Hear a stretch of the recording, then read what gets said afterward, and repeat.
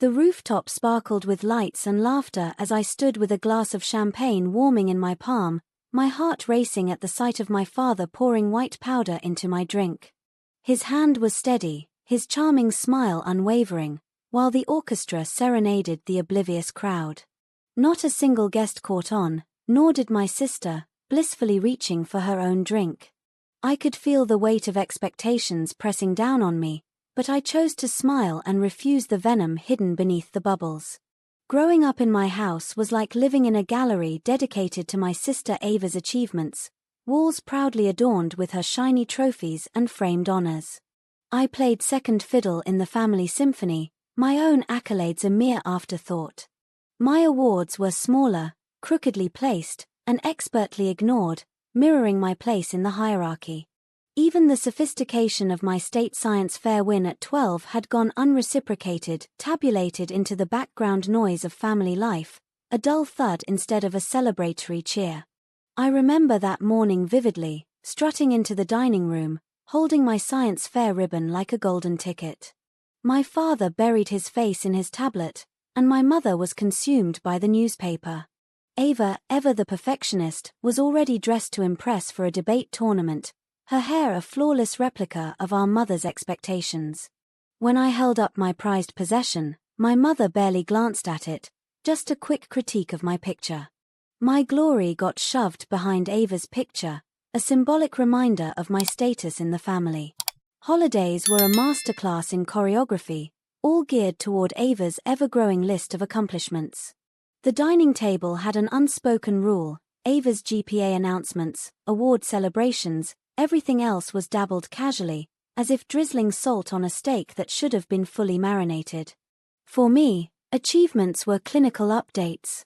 When I declared my intent to study environmental science, the room froze like I'd just dropped a lit firecracker. Their shock was palpable, as if I'd committed an unspeakable sin. That summer before college was my wake-up call. Instead of interning at the family's business, I took the plunge to work with an environmental nonprofit. Breakfast that day was a tightrope walk of tension. My father's disappointment dripped from his words like acid rain. He dismissed my decision with a flick of his wrist, leaving me no room for rebuttal.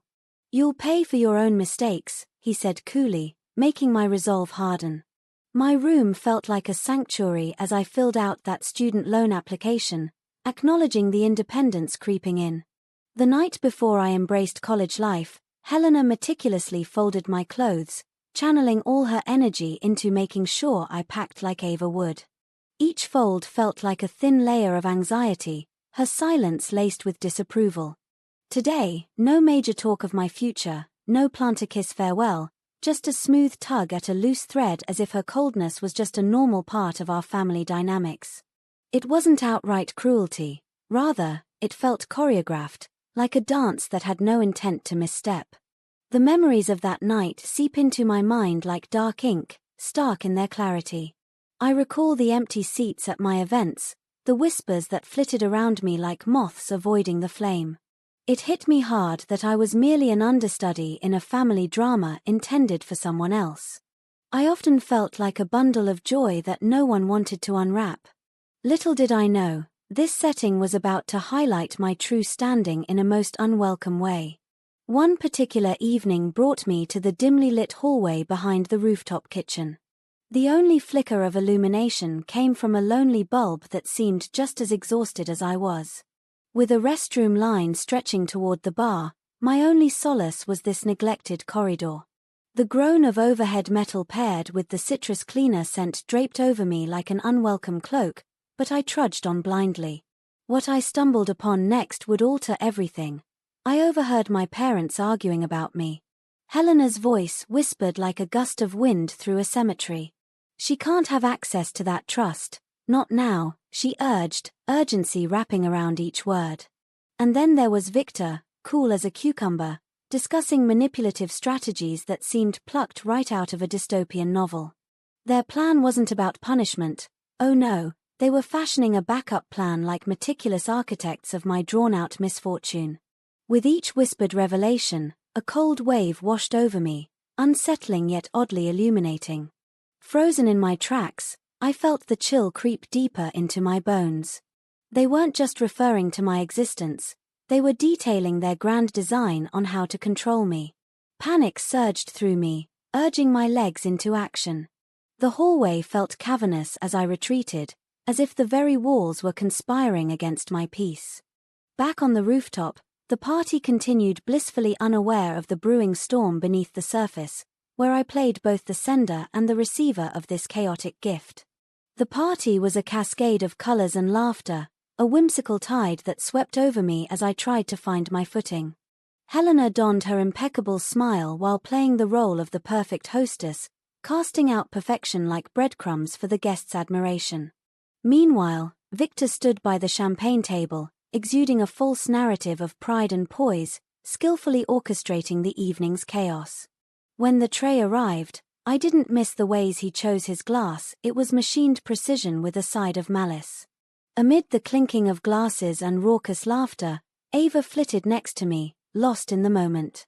She seemed to float, blissfully unaware of the brewing calamity. The glances exchanged between me and Victor felt thick as syrup. When the waiter extended the tray, I reached out for the glass destined for me but hesitated. Instead, I metaphorically passed the baton to Ava, as if I was sending her down a rabbit hole I knew was precarious. Her laughter rang in my ears like a siren's call, drawing everyone in, including myself, toward oblivion. Ava lifted my glass, toasting with a casual clink, not knowing the weight of the liquid sloshing around like troubled waters. No joy or triumph filled me. Instead, a heavy certainty settled in my bones. I was now an active player in a dangerous chess game, where the next move was already in motion before I ever made mine. Panic didn't strike the party like a hammer. It rippled, starting with gasps and chaotic staccatos of silverware clattering to the ground. The clamor was nearly poetic until I reached Ava. She lay pale as a ghost beneath the warm lights, her breath barely a whisper. I felt ice course through my veins as Victor broke the circle, yelling her name, his voice tight with fear that he'd never once directed to me. This whole thing felt surreal, yet the gravity of the moment anchored me. "We need an ambulance," I urged, and surprisingly, no one dared to argue back. As we slid down the service elevator, Ava's head rested on my shoulder, her heartbeat a chaotic drum beneath my fingertips. I shoved thoughts of the poison deep down for now. Instead, I focused on the numbers flashing above, the steady hum of the machinery. Breath steady, mind racing, my glass exchanged for hers. The powder settling into the golden liquid wasn't just a mistake, it was a choice that tainted everything. Just because the space around us shifted didn't mean those choices vanished.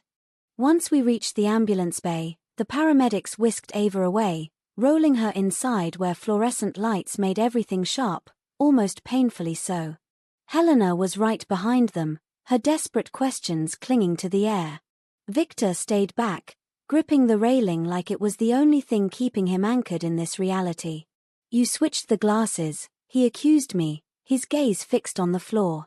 I knew better than to respond. In this moment, silence was my best friend. Inside the emergency room, the atmosphere buzzed with urgency.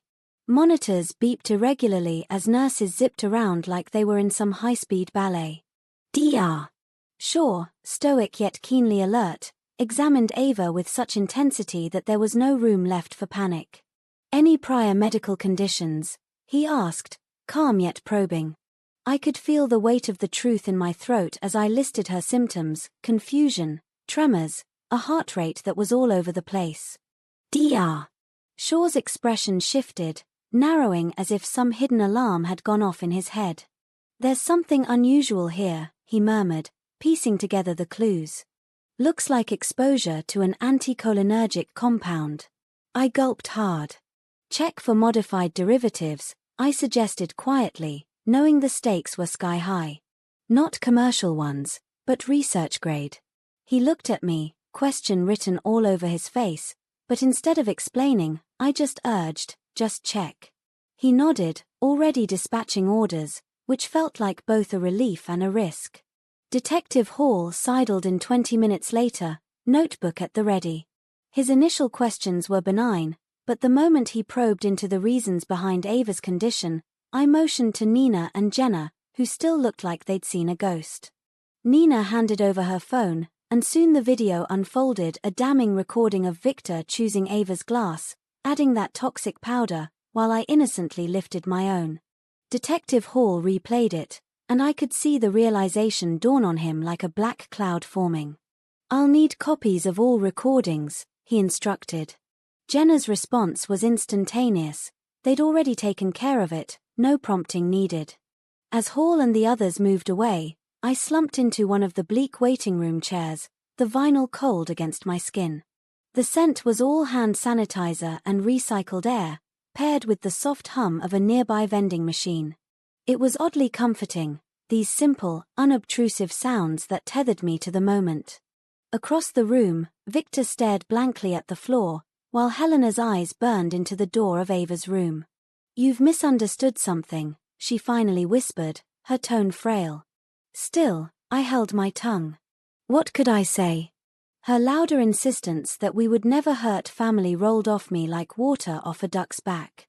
Just when I thought I might be left alone with my spiraling thoughts, Dr. Carter wandered over, his face clouded with concern. Earlier, he'd celebrated with me, sharing soft-spoken congratulations. Now, he looked like he was untangling a puzzle he wished he had never encountered. "I heard what happened," he said, and there was a hesitation in his voice. "If there's anything that could help." I took a deep breath. "There is," I replied, feeling the weight of secrets ride my shoulders. "But I've already shared that with those who can handle it."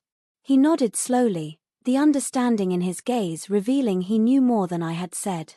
Time melded together in a blur of tests and samples, as new detectives continued to shuffle in. Then, Agent Brooks from the Federal Environmental Division made his entrance, bringing an atmosphere of solemnity with him. He pored over every video and questioned the access history of internal documents. I responded matter-of-factly, keeping my emotions in check. After all, facts were all I could offer. The gravity of the situation had set in. As dawn broke with a warm glow filtering through the windows, Ava's condition improved. She was groggy yet alive. I hovered by her bedside, watching her eyelids flutter open, and I gently murmured, "It wasn't supposed to be you." Her brows furrowed slightly in confusion, a reminder that she was still grappling with the remnants of that nasty compound. A full explanation could wait until clarity returned. Meanwhile, in the waiting room, the city began its daily hustle, the sound of traffic echoing faintly below. I grabbed my bag, determined to tackle the mountain of work I'd neglected for years.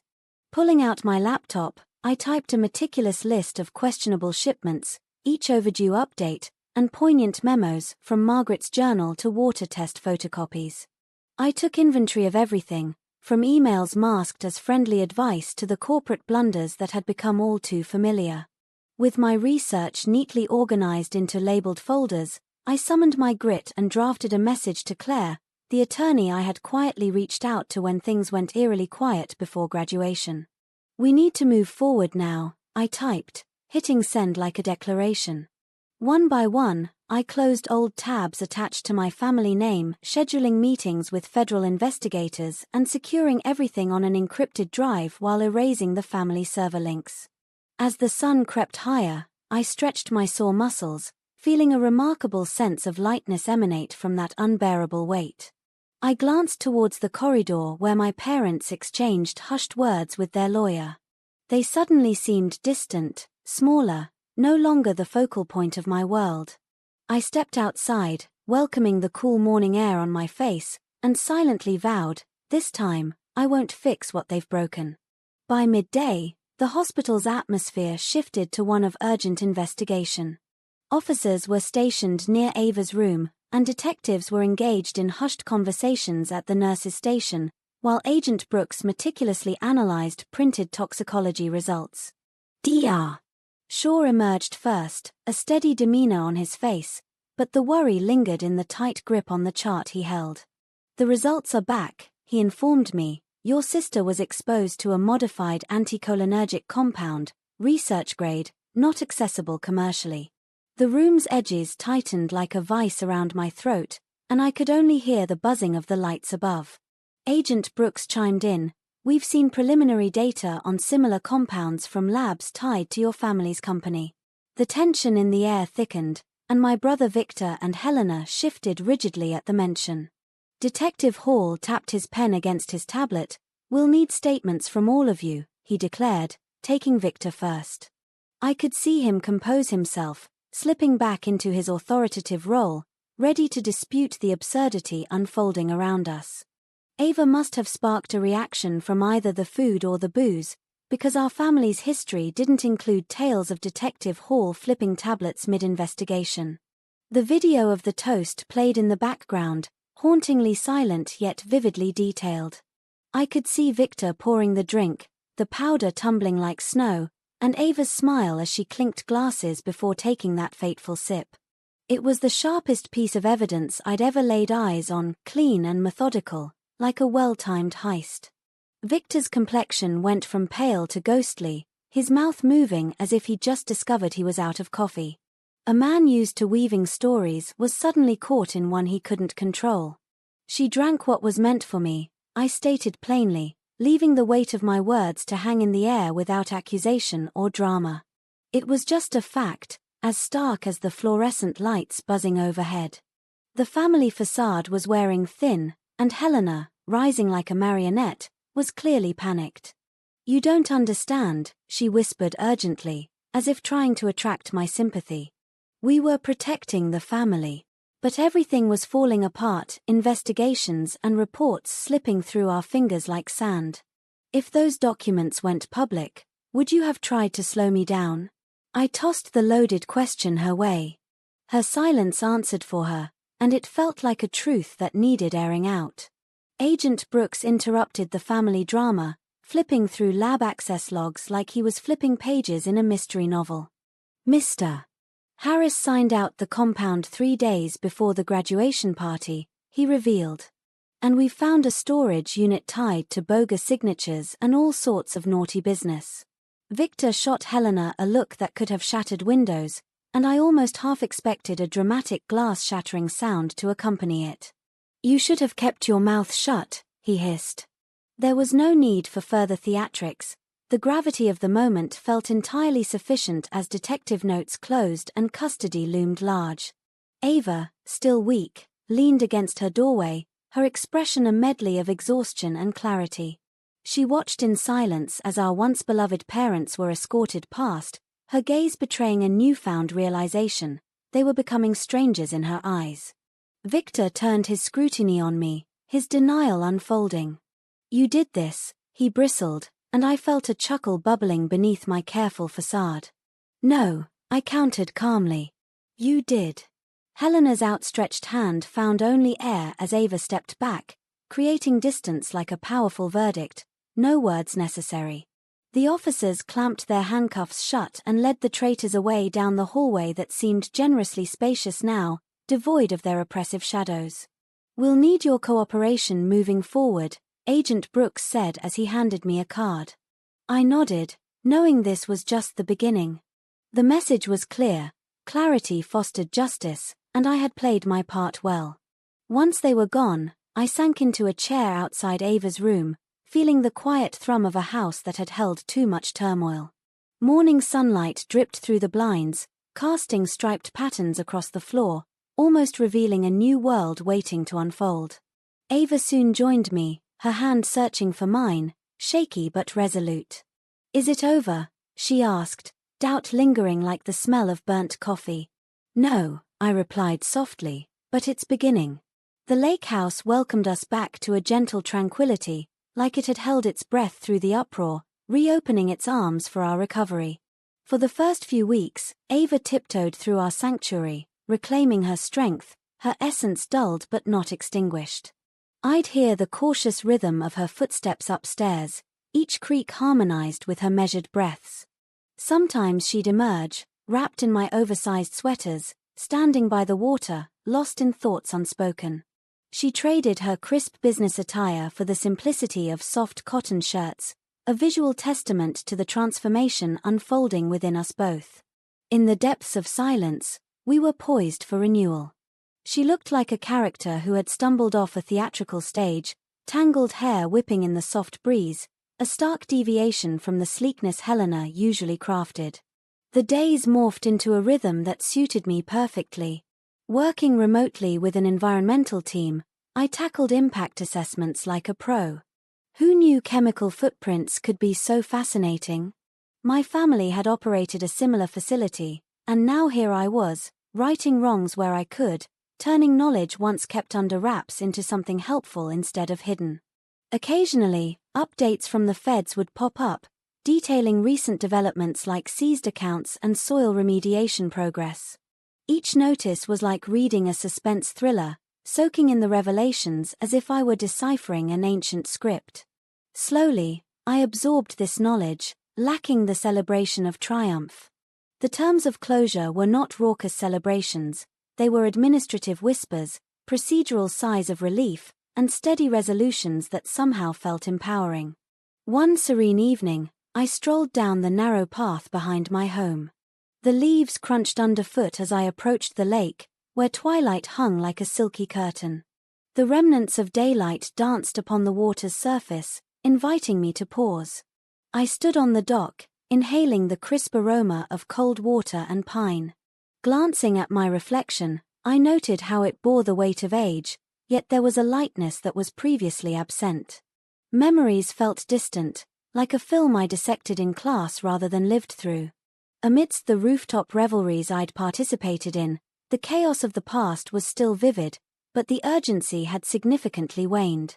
What replaced it wasn't forgiveness or victory, but a profound release that felt invigorating. Later, inside, I discovered Ava at the kitchen table, immersed in her law school notes. When she met my gaze, a genuine, albeit tired, smile graced her face. For the first time in months, her eyes seemed liberated from fear, and I couldn't help but feel that we were inching toward serenity. "It's going to be tough moving forward," she remarked. Without missing a beat, I replied, "Sure, but it feels different now." The breeze spiraled through the open window, lifting a corner of her notebook momentarily. With a gentle press of her palm, she steadied it, a metaphorical gesture for our lives too. We sat there in the comforting stillness, absorbing the quiet that enveloped us, which held nothing but promise. It was a tranquility that finally felt right, like we had earned this calm after the storm. I used to equate survival with blending into the shadows, tiptoeing around the broken pieces. However, standing at the dock with the lake lapping gracefully against the shore taught me a richer lesson. Distance doesn't equate to abandonment but signifies recovery. The truth, I realized, doesn't need an audience, it merely yearns for the breathing space to make itself known and stand tall. My family had shown me how silence could pierce like a knife, and through life, I learned its healing touch. Between those two realities, I built a boundary that felt sturdy and secure. The journey ahead won't be gloriously loud or triumphant, but it belongs to me now. And that simple realization, weirdly enough, comforts me more than any fanfare ever could.